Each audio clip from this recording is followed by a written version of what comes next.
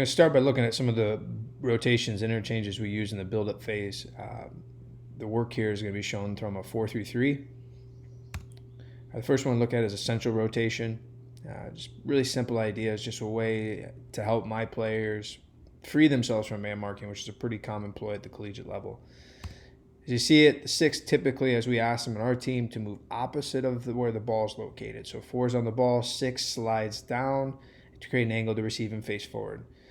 You could say, the 6 is similar to where the 5 is located, but to be honest, we'd rather have our 6 on the ball making decisions versus our 5. The ball now transfers across to the 5. Now the 6 can roll back the other way, but in this case, we've asked the 6 to now attack the space going forward. So as you see, the 6 makes that vertical run. The 10 now slides in at that same diagonal pocket space that the 6 usually creates with opposite movement to now be able to get on the ball. So for us, the whys being, the 6's movement can drag a defender, especially in a man marking situation, to free up the 10. Sometimes that 6's vertical movement can be found with a forward pass. This often happens against man marking players, but also in the zonal systems where they lose it and they're trying to find out who picks up what. And then finally, does this movement create other free players? So especially in man marking situations, is there a passing lane to find the 9, or does the 11 all of a sudden become free based on the 6 movement?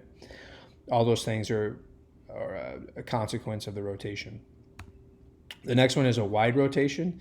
As we'll kind of walk ourselves through this. So as the ball transfers again from center back to center back, our 8 now sees the space and slides out. So one of our attacking men is going to come into that space. So 3 goes forward and our 11 pinches in. A pretty common rotation that you'll see in a lot of places. Again, the why being, can we get the 8 on the ball facing forward in the half space?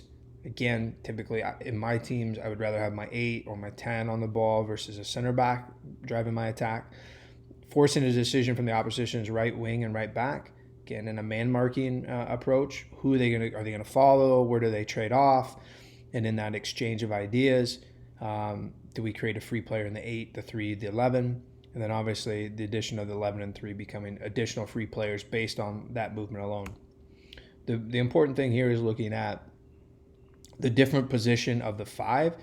For us, the cue would be for this rotation to take place is that our 5 has come a little bit more narrow to pick up the ball from the 4.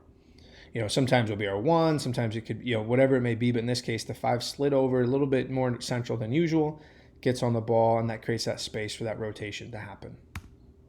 And then the last one we'll look at is a little wide interchange. So for me, interchange is just between 2 players versus a rotation is more than 2 players. Ball cycles out to the left center back. As the left center back receives it, just a little interchange between the 11 and the 3.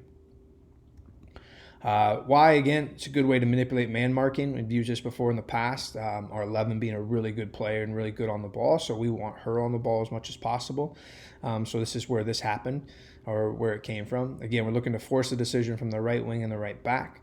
Can we play the ball over the back line into the 3? Because the opposition's right back has foolishly followed our winger back into that pocket.